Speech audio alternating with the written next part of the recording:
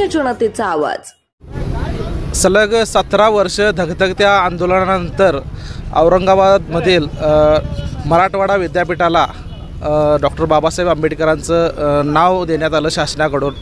खरं तर 1974मध्ये पहिल्यांदा विद्यार्थी संघटनेकडून या विद्यापीठाला डॉक्टर बाबासाहेब आंबेडकरांचं नाव द्यावं ही मागणी झाली। मात्र काही वर्षानंतर त्या मागणीला विरोध देखील झाला। या मागणीला विरोध होत असताना देशातील अनेक दलित संघटनांनी या विद्यापीठाला डॉक्टर बाबासाहेब आंबेडकरांचं नाव देण्यात यावं ही मागणी केली आणि कर्नाटक, महाराष्ट्रातील, देशभरातील अनेक मोठे दलित नेते या ठिकाणी येऊन गेलेले आणि त्यापैकीच एक आपल्यासोबत आहेत बेळगाव जिल्ह्याचे दलित नेते मल्लेश चौगले। सर, काय सांगाल तुम्ही या नामांतराच्या लढ्यात होता त्यावेळचा प्रसंग काय सांगाल? नामांतराला आम्ही 78 नंतर खरी सुरुवात केली। ते समोर जे ज्योत आपल्याला दिसत आहे आज त्या सर्वांना मी जे इथं शहीद झाले त्यांना जयभीम करतो आणि बाबासाहेबांना वंदन करतो। त्यावेळेचा काळ असा होता की आम्ही प्रत्येक वेळेला गुलबर्गा, विजापूर, बेंगळूर, कोलार व बेळगाव येथील कार्यकर्ते नामांतराच्या प्रश्नाला आम्ही इथं येत होतो। आज इथं आम्ही ह्या सुटापुटात आहे, परंतु एक काळ असा होता की समोर जे आपल्याला ग्राउंड दिसतं आहे त्या ठिकाणी आम्हाला कपडे करून असे मारले होते की शेवटी फक्त आम्ही चड्डीवर, फाटक्या चड्डीवर आम्ही पळत जावं लागलं। सर, एक मिनिट, या ठिकाणी आंदोलन होत असताना कर्नाटकातील किती दलित नेते या ठिकाणी सहभागी होते? किती जणांच्यावर गुन्हा दाखल झाला होता?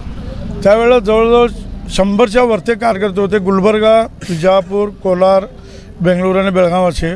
पण आम्ही त्यावेळेला एवढं स्ट्रॉंग होतो की पहिला आम्हाला संघर्ष टीम म्हणून नाव ठेवत होते। इथं काय पण झालं की पहिला आम्हीच जात होतो आणि पहिलाच मार खात होतो आणि त्यांना विरोध पण करत होतो। त्यावेळेला कर्नाटकाचं सुद्धा या विद्यापीठाच्या नामांतराला फार मोठं कॉन्ट्रिब्युशन आहे। परंतु ज्यावेळेला आपले भाऊ शहीद झाले त्यावेळेला आम्ही सगळं पेटून उठावं लागलं। मुंबईला आम्ही अटक केले, यानंतर इथं अटक केले, पुण्यालासुद्धा अटक केले, कित्येक ठिकाणी आम्हालावर गुन्हे दाखल करून, परंतु शेवटपर्यंत आम्ही हा प्रश्न सुटला नाही। जेव्हा 14 जानेवारीला शरद पवारांनी सांगितले की तुम्ही साखर वाटा म्हणून, त्या साखर वाटा म्हटल्यावरच संक्रांती होती, लोकांच्या दृष्टीने संक्रांती होती, परंतु आमच्या दृष्टीने तो फार मोठा सण होता। त्यावेळेला तर रातोरात्री बोर्ड बदलून डॉक्टर बाबासाहेब आंबेडकर मराठवाडा विद्यापीठ हे नामांतर केले। एक मागणी अशी होती की 78ला शरद पवार पहिल्यांदा मुख्यमंत्री झाले होते महाराष्ट्राचे, त्यावेळी त्यांनी विधानसभेमध्ये हा ठराव मांडला होता, पण 78 ते 94 हा एवढा काळ का लागला असं वाटतं तुम्हाला?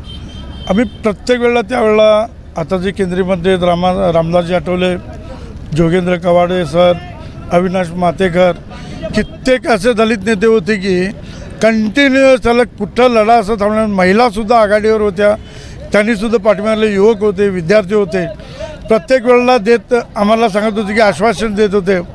मी त्या व्यक्तींचं नाव घेऊ शकत नाही ज्यांच्या घरी पीठ नाही ते कशाला बघते ते विद्यापीठ। ज्यावेळेला हे शब्द तेव्हा म्हटल्यावर त्याच्यानंतर हा जोर झाला, तो शेवटपर्यंत थांबला नाही। शेवटी आम्ही सगळ्यांचा सहकार्यानं, संघटनेच्या सहकार्यानं आम्ही विजयी झालो। आज मग या ठिकाणी मला यायचं सगळ्याबरोबर अनेक प्रसंग मिळाला। त्यावेळेला फाटक्या कपड्यात होतो, परंतु आज बाबासाहेबांच्या पुण्याईमध्ये आम्ही सुटापुटात आलो। हेच आमचं एक शेवटची इच्छा होती। आज माझं वय 66 वर्ष आहे, परंतु आम्ही अजूनपर्यंत हा लढा सोडणार नाही की आज हा विद्यापीठ या देशामध्ये एक नामांकित विद्यापीठ व्हावं हीच आमची इच्छा आहे।